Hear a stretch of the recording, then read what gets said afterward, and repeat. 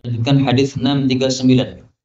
Qala al-muallif rahimahullahu taala wa nafa'ana bihi wa bi ulumihi fid dharain amin. An Abi Hurairah radhiyallahu anhu anna rajulan, bahwasanya ada seorang laki-laki dewasa, qala berkata lin nabi, kepada Nabi sallallahu alaihi wasallam, ausini, wasiati saya.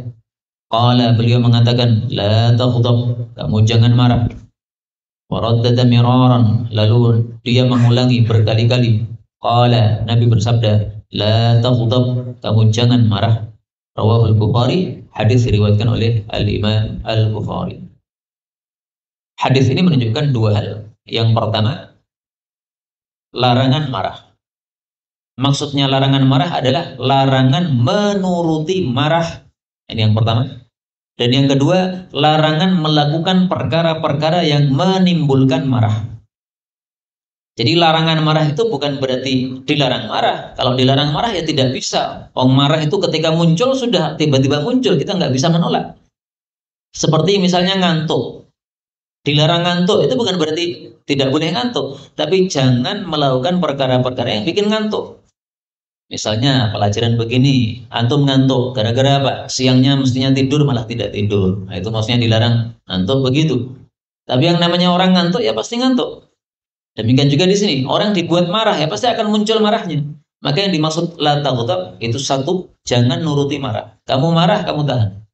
Karena kalau orang nuruti marah, akhirnya gelasnya pecah, kemudian pipinya orang ditampar dan sebagainya. Kemudian berkata-kata yang kasar, yang tidak pantas. Yang kedua, apa tadi? Jangan melakukan perkara-perkara yang menyebabkan marah. Misalnya apa? Antum kalau debat pasti berakhir marah. Ya sudah, jangan debat. Antum di WA debat sama orang, terakhir-terakhirnya pasti marah. Ya udah, nggak usah debat. Kalau ada orang ngajak debat, diam aja. Dibilangi ya, la taghdab. Saya dilarang Nabi untuk melakukan perkara yang menyebabkan marah. Selesai. Kalau antum bisa menguasai diri, silahkan. Mau munadharah, mau debat, debat yang baik tapi nggak ada masalah. Tapi kalau nggak bisa menguasai diri, nggak usah debat. Karena pasti berakhir dengan marah. Yang kedua, hadis ini menunjukkan disyariatkannya kita minta wasiat. Ausini, wasiati saya, wahai Nabi Sallallahu Alaihi Wasallam. Maka kalau kita bertemu dengan para ulama, paling bagus kita mengatakan, ausin, ya. Tolong saya dikasih wasiat, wahai Pak Kiai, wahai Pak Guru. Kita ambil beberapa faedah. Faedah yang pertama, rojulan di sini, laki-laki yang minta wasiat. Ini tampaknya adalah Abu Darda radhiyallahu an. Dari mana taunya? Dari hadis yang lain. Pada hadis yang lain, Abu Darda berkata kepada Nabi Sallallahu Alaihi Wasallam, ya Rasulullah, tolong saya dikasih wasiat, satu wasiat yang bisa menyebabkan saya masuk surga. Maka Nabi mengatakan, wahai Abu Darda, la taghdab walakal jannah. Kamu jangan marah, maka kamu dijamin mendapatkan surga. Ini hadis diriwayatkan oleh Abu Darda radhiyallahu anhu. Riwayat Ahmad, demikian juga riwayat Tabarani. Nah, maka tampaknya rajul di sini adalah Abu Darda radhiyallahu anhu. Sebagian orang mengira bahwa Abu Darda minta wasiat kepada Nabi 3 kali, wasiatnya sama, jangan marah, jangan marah, jangan marah. Bahwa itu sebabnya karena dia terkenal suka marah. Ini penjelasan seperti ini saya tidak cocok. Kenapa tidak cocok? Tidak ada bukti sama sekali bahwa sahabat Nabi yang minta wasiat ini dia orangnya suka marah.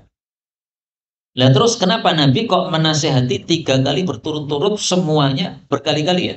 Berkali-kali dinasehati, nasihatnya sama, jangan marah. Nah, kita temukan dalam riwayat Imam Ahmad, ternyata ada tambahan. Oke. Tambahannya apa? Setelah orang ini pulang, kemudian dia berpikir. Dia mengatakan, setelah saya pikir, ternyata memang marah itu mengumpulkan segala keburukan. Al-ghadab yajma'u syarra kullahu. Kemarahan itu mengumpulkan keburukan semuanya.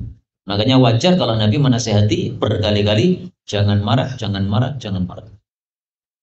Marah menyebabkan wajah kita jadi jelek. Coba antum pas marah itu lihat di cermin, tambah ganteng atau enggak.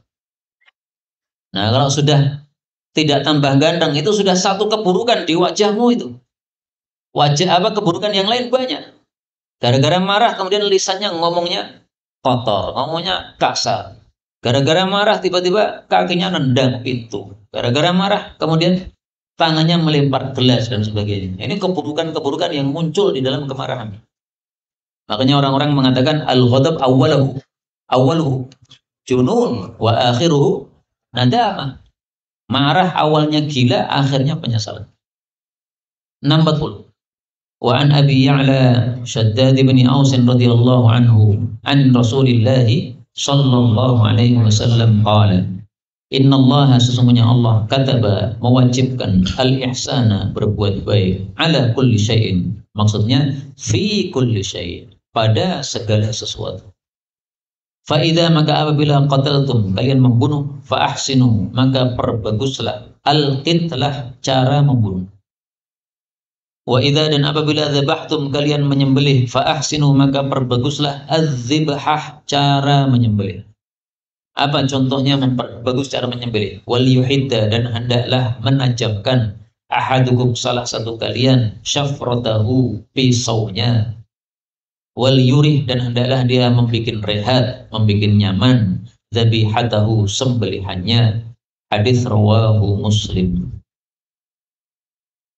Hadis ini menunjukkan bahwa dalam segala sesuatu kita disuruh berbuat baik. Ini masih bab apa ini? Masih bab tentang ar-rifqun, ya.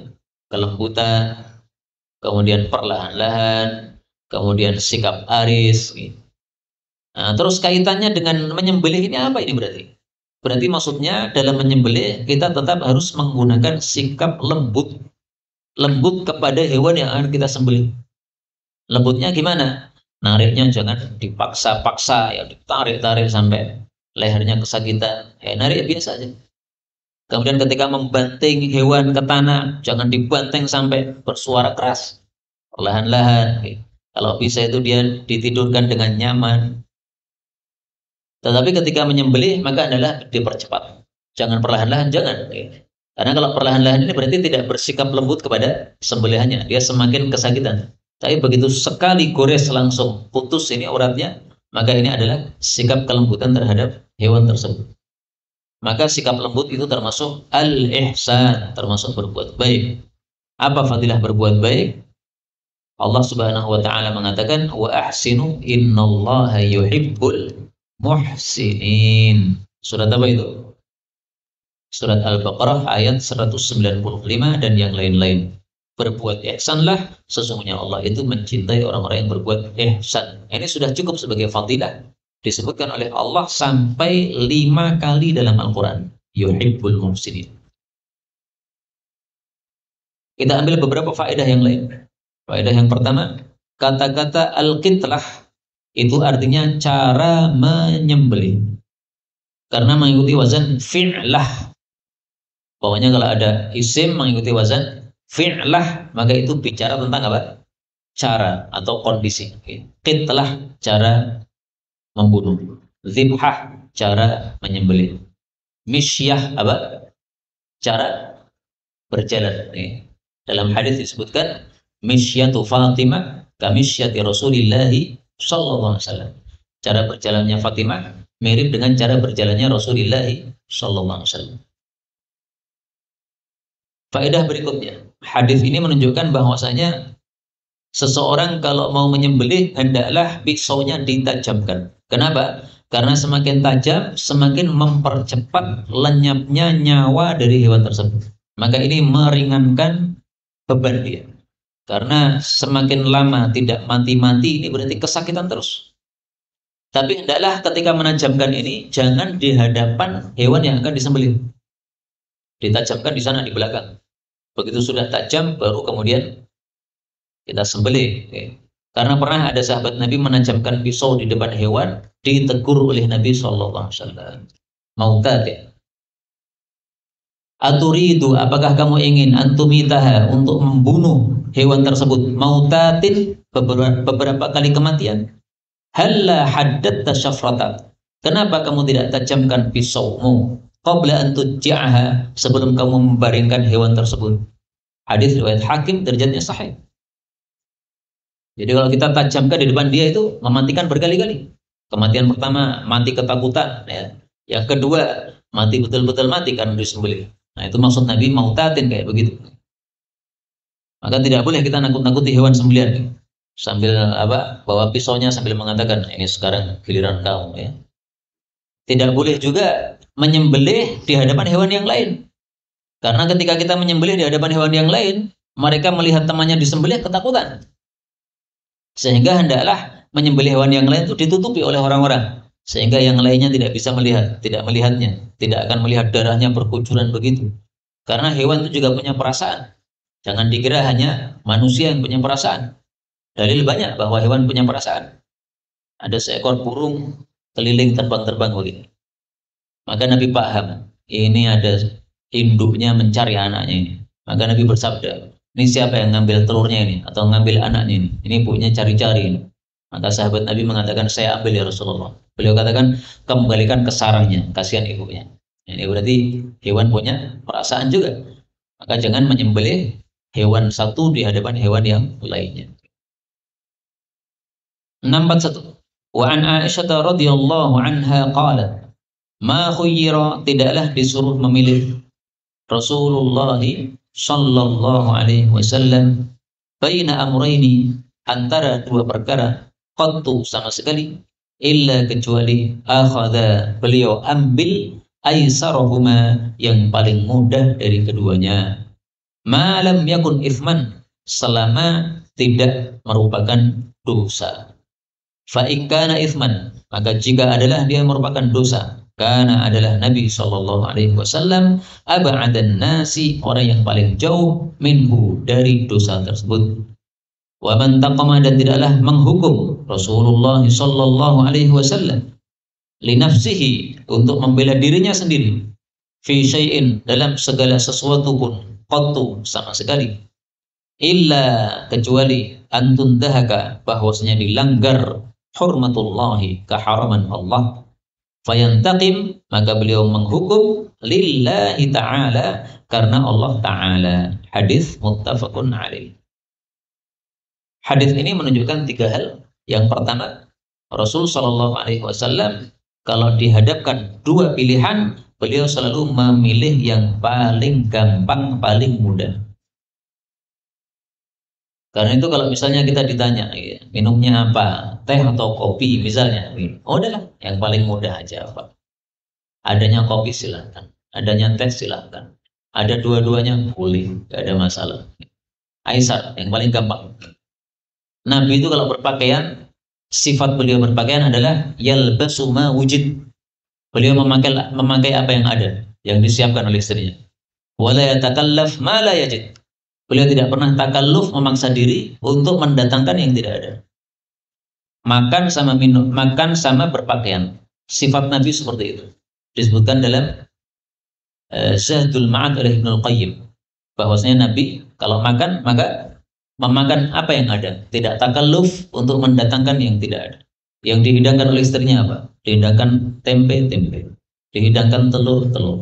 Enggak mencari, kenapa enggak ada daging. Ya begitu. Apa yang dihidangkan? Nah, ini bisa diterapkan di pesantren ini. Lauknya apa tadi? Tadi malam tempe. Alhamdulillah. Nggak usah cari-cari yang lain. Udah, aisar. Yang paling gampang apa? Yang paling gampang tempe, di hadapan tempe. Makan. Nah, itulah Rasulullah sallallahu alaihi wasallam. Yang kedua, hadis ini menunjukkan Nabi adalah orang yang paling jauh dari ithman, dari dosa. Maka hendaklah kita menjauhi dosa-dosa. Ada kemungkinan dosa, ditinggalkan. Misalnya kita mampir di warung makan, warung makannya ini nggak jelas, apakah ini ayamnya halal atau haram, ini nggak ada tulisan halalnya, dan perempuannya semuanya tidak berjilbab, ada kemungkinan nggak halal ini, udah tinggalkan aja. Pilih yang makanan-makanan yang jelas halalnya. Kemudian yang ketiga, hadis ini menunjukkan Nabi tidak pernah menghukum orang untuk membela diri. Kalau menghukum orang itu semata-mata karena dia melanggar aturan Allah Subhanahu wa Ta'ala. Maka Nabi disakiti, diejek, diolok-olok, dituduh, beliau diam saja. Contoh ya, Nabi Shallallahu Alaihi Wasallam ketika berjalan dipanggil, ya mudhammam, ya mudhammam. Apa artinya mudhammam? Orang yang tercela. Nabi diam, nggak menoleh. Kemudian Nabi mengatakan kepada sahabat-sahabatnya, "Ala ta'jabuna kaifa yasrifullahu anni syatma Quraisy?" Apakah kalian takjub bagaimana cara Allah memalingkan dari saya celaan orang-orang Quraisy? Jadi orang Quraisy tidak pernah mencela saya. Yashtimuna mudhammaman. Mereka mencela orang yang namanya mudhammam. Wa yal'anu man mudhammaman. Mereka melaknati orang yang namanya mudhammam. Wa ana Muhammad. Saya ini namanya Muhammad. Jadi beliau namanya Muhammad, dipanggil mudzammam nggak peduli. Kenapa? Bukan nama saya. Hadits riwayat Bukhari sahih. Dan ini yang saya terapkan dulu ketika saya dipanggil, katanya ini orang Syiah, ya saya nggak noleh. Kamu bilang Syiah, berarti maksudnya Abu Zaidan yang Syiah. Kalau saya Abu Zaidan yang Sunni kok, berarti nggak perlu saya noleh.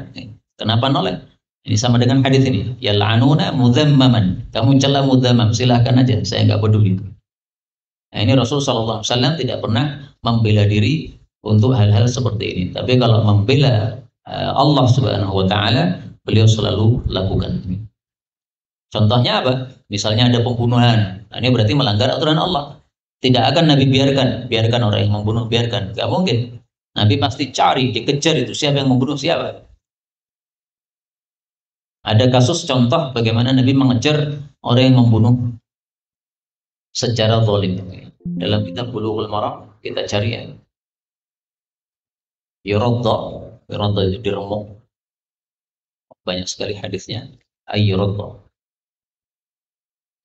An-Najariyah, ada seorang perempuan, anak perempuan kecil. Wujida ra'suha. Jariyah boleh juga diartikan budak perempuan. Wujida ra'suha, didapati kepalanya qad rudda baina hajrain. Diremuk di antara dua batu. Ini maksudnya dirampas perhiasannya, kemudian dibunuh dengan diremuk di antara dua batu. Fasa'aluha, maka mereka bertanya kepada perempuan ini, man sana'a biki hadza? Siapa yang melakukan perbuatan ini pada kamu? Fulan, apakah si fulan? Fulan, apakah si fulan? Jadi disebutkan orang-orang yang kira-kira terkenal sebagai pelaku kriminal seperti ini. Ini orangnya belum mati ya, tapi sudah hampir mati, sudah nggak bisa menjawab. Berkata sudah nggak bisa, bisanya hanya menggeleng atau mengangguk. Hatta dzakaru Yahudiyan, sampai disebut nama seorang Yahudi, fa'umat birosiha, maka dia mengangguk, menunjukkan bahwa ini pelakunya. Fa'ukhidal Yahudi, ditangkaplah si Yahudi, tidak langsung dibunuh, tidak, tapi diinterogasi dulu. Fa'aqarra, maka dia mengakui. Nah, setelah diakui, maka Rasulullah SAW memerintahkan supaya yuraddu ra'suhu, kepala Yahudi tadi juga diremuk, baina hajara, ini di antara dua batu. Hadis muttafaqun alaih. Ini contoh bagaimana Nabi membalas terhadap pelanggaran keharaman Allah Subhanahu wa taala. Membunuh keharaman. Ada orang membunuh, dibalas oleh Nabi sallallahu alaihi wasallam. Dan hadis ini sekaligus menunjukkan bahwasanya qisas itu cara penerapannya adalah sesuai dengan pembunuhan yang dilakukan. Orang membunuh orang dengan membakar, disiram bensin dibakar. Qisasnya juga apa? Dibakar. Membunuh dengan cara dijatuhkan dari tempat yang paling tinggi, akhirnya jatuh ke bawah karena aspal, mati. Hukumannya qisasnya juga begitu. Jatuhkan dari atas sampai mati. Digorok lehernya dengan geraji. Qisasnya juga gitu, geraji ya. Berapa kali gerajinya kamu? 5 menit. Nah, 5 menit juga. Geraji 5 menit sampai mati. Dan ini adalah madhab jumhur ulama bahwa qisas itu sesuai dengan perilaku pembunuhan. Menyelisih mereka Imam Malik. Kata Imam Malik, tidak ada qisas kecuali dengan dipenggal lehernya dengan pedang. Apa dalilnya Imam Malik? Dalilnya Imam Malik hadis yang tadi kita baca. Innallaha katabal ihsana ala kulli syai' fa idza qataltum fa ahsinu al-qitlah. Kata Imam Malik pakai hadis ini. Nah, sekarang mana yang didahulukan? Hadis ini fa ahsinul qitlah atau hadis yang tadi diremuk dengan batu tadi? Hadis ahsinul qitlah ini hadisnya umum. Sementara hadis tentang qisas tadi hadisnya khusus. Kalau ada hadis khusus dengan umum bertentangan, mana didahulukan? Yang khusus didahulukan supaya yang umum ini tetap berlaku dalam kasus-kasus yang lain, kasus-kasus yang umum. Karena itu insya Allah yang lebih tepat adalah pendapat jumhur ulama dalam hal ini. Terakhir pada pertemuan kali ini hadis 642. Wa 'an Ibnu Mas'ud radhiyallahu anhu qala qala Rasulullah sallallahu alaihi wasallam ala ukhbirukum, maukah saya kabari kalian biman terhadap orang yang yahrumu haram 'alan nar, atas neraka, maksudnya tidak mungkin masuk neraka. Au qala, atau Nabi mengatakan biman, orang yang tahrumu 'alaihin nar, neraka haram terhadapnya. Kemudian beliau menjawab sendiri, tahrumu, neraka haram, 'ala kulli qaribin, atas setiap orang yang dekat, hayyinin, yang apa hayyin itu? Rendah, ya. Rendah maksudnya ya tidak sombong, tawadhu. Layyinin, yang lembut atau lunak. Sahlin, yang mudah. Hadis diriwayatkan oleh At-Tirmidzi dan dia mengatakan hadis ini hasan. Hadis ini menunjukkan bahwa sikap lembut adalah tanda-tanda ahli surga. Karena itu kalau kita ingin masuk surga, hendaklah kita munculkan dalam diri kita tanda-tanda ahli surga. Salah satunya adalah layyin, lembut, sama dengan rifqun pada hadis sebelumnya tadi. Kita ambil beberapa faedah. Faedah yang pertama, hadis ini diriwayatkan oleh Ibnu Mas'ud. Siapa namanya? Abdullah Ibnu Mas'ud. Abdullah Ibnu Mas'ud tidak termasuk al-abadilah al-arba'ah. Abdullah yang 4. Kenapa? Karena al-abadilah al-arba'ah, Abdullah yang 4 itu maksudnya Abdullah sahabat Nabi yang usianya sebaya-sebaya. Ibnu Mas'ud ini usianya lebih tua daripada Abdullah 4 yang sebaya. Abdullah 4 yang sebaya siapa aja? Abdullah bin Abbas, ahli tafsir. Kemudian Abdullah bin Umar, ahli hadis. Kemudian Abdullah bin Amr bin As, itu ahli ibadah. Dia adalah sahabat Nabi yang setelah menikah, malam pertamanya istrinya nggak disentuh sama sekali. Setelah beberapa hari ditanya, si wanitanya, istrinya ditanya oleh mertuanya, gimana suamimu, gimana? Maka dia mengatakan, Masya Allah, sebaik-baik pemuda, sejak diakad menikahkan sampai hari ini belum pernah nyentuh saya. Kalau saya di atas ranjang sudah siap, maka dia berdiri sholat tahajud sampai subuh, gak noleh sama saya sama sekali. Nanti siang hari kan dia puasa, siang hari dia puasa, gak pernah menyentuh istrinya. Malam hari buka puasa, habis itu ba'da isya tahajud lagi, gak pernah menyentuh istrinya. Nah, itu Abdullah bin Amr bin As yang kemudian dilarang oleh Nabi, kamu jangan begitu, puasa itu jangan setiap hari, kamu punya istri, punya hak, dan sebagainya. Yang keempat, Abdullah bin Zubair, ahli jihad, jago jihad dia. Dan semua Abdullah ini sebaya usianya dan semuanya ulama-ulama sahabat. Maka dikenal sebagai al-abadilah al-arba'ah, Abdullah yang 4. Nah, Abdullah bin Mas'ud ini tidak termasuk itu karena usianya di atas mereka. Apa fadilah Abdullah bin Mas'ud? Siapa yang tahu? Fadilahnya, Rasul sallallahu alaihi wasallam bersabda, "Wa ma haddatsakum Ibnu Mas'udin faqbaluh." Apapun yang diceritakan oleh Ibnu Mas'ud, hadis yang disampaikan oleh Ibnu Mas'ud, faqbaluh, maka terimalah hadisnya. Jadi ini Ibnu Mas'ud dalam masalah periwayatan hadis betul-betul dijamin oleh Nabi SAW, harus diterima, berarti nggak akan salah. Hadis riwayat Abu Ya'la dan demikian juga riwayat Tirmidzi sahih. Demikian juga fadilah Ibnu Mas'ud adalah dia ahli qiraah dari sahabat Nabi Shallallahu Alaihi Wasallam. Rasulullah mengatakan, "Khudul Qur'ana min arba'in." Ambillah Al-Quran dari 4 orang. Ini Ibnu Mas'ud. Pertama, Ibnu Mas'ud, sebutkan pertama kali. Kemudian Ubay bin Ka'ab. Kemudian Mu'adz bin Jabal. Kemudian Salim Maula Abi Hudzaifah. Riwayat Tirmidzi sahih. Yang terakhir, fadilah Ibnu Mas'ud. Rasulullah sallallahu alaihi wasallam bersabda, "Raditu li ummati," aku ridha untuk umatku, "ma radiya laha Ibnu Ummi Abdin." Apa yang diridhoi oleh Ibnu Ummi Abdin. Ini nama lain dari Ibnu Mas'ud. Kalau dinisbatkan kepada bapaknya Ibnu Mas'ud, kalau dinisbatkan kepada ibunya Ibnu Ummi Abdin. Ini perhatikan, ini sabda Nabi, ini bisa kita gunakan dalil dalam masalah fikih, khilafiyah fikih. Contoh, orang kumpul seperti ini, kemudian zikir berjamaah dipimpin. Ayo tasbih 100 kali, subhanallah, subhanallah, subhanallah, subhanallah. Tahmid 100 kali, takbir 100 kali. Boleh atau enggak seperti itu? Diperselisihkan oleh para ulama. Ibnu Mas'ud pada masa beliau menjadi gubernur di Kufah atau di tempat yang lain, Basrah ya. Maka Ibnu Mas'ud diberitahu, wahai Ibnu Mas'ud, di masjid ada orang-orang kumpul. Mereka berbuat kebaikan, tetapi saya nggak paham yang dilakukan bagaimana itu hukumnya. Maka Ibnu Mas'ud kemudian masuk ke masjid melihat orang-orang kumpul dengan wirid berjamaah, wirid jama'i.